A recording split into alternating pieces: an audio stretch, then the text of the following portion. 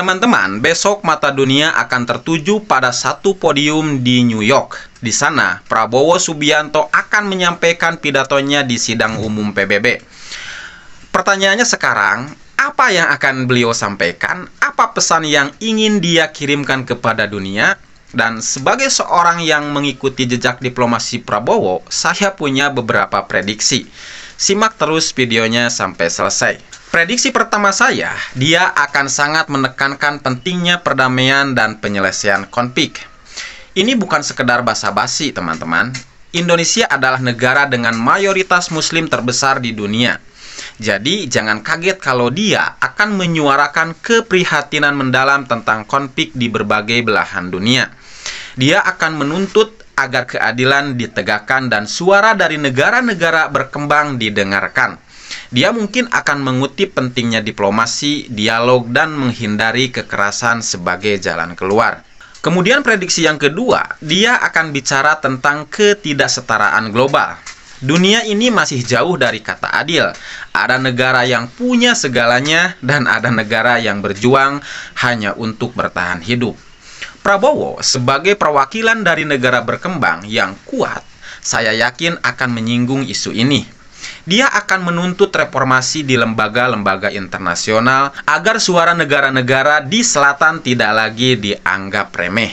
Dia akan menekankan pentingnya kerjasama ekonomi yang lebih adil, bukan hanya menguntungkan negara-negara maju. Kemudian prediksi yang ketiga, dia akan menegaskan kedaulatan dan identitas nasional Indonesia. Dia tidak akan datang ke sana sebagai perwakilan dari blok manapun. Dia akan datang sebagai perwakilan Indonesia yang punya hak untuk menentukan jalannya sendiri. Dia mungkin akan bicara tentang pentingnya menjaga kekayaan alam, melindungi kepentingan nasional dari intervensi asing, dan memastikan bahwa kebijakan luar negeri kita benar-benar mencerminkan kepentingan rakyat.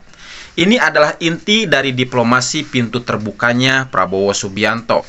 Kita berteman dengan semua, tapi tetap berdiri di atas kaki kita sendiri.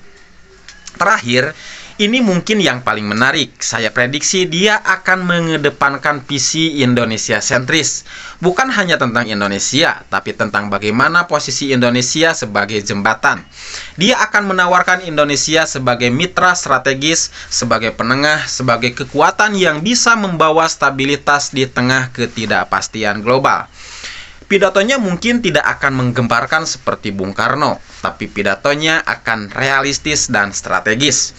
Ini adalah pidato dari seorang pemimpin yang paham betul tentang peta kekuatan dunia dan tahu di mana posisi Indonesia seharusnya. Jadi teman-teman, jangan lewatkan pidatonya besok ya.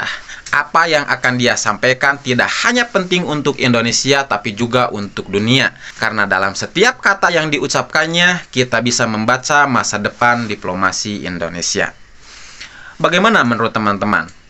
Silahkan tulis di kolom komentar. Dan bila teman-teman suka video seperti ini, yuk like dan klik subscribe-nya serta share videonya ke teman-teman kalian. Sampai jumpa di video berikutnya. Salam Indonesia, salam Pancasila.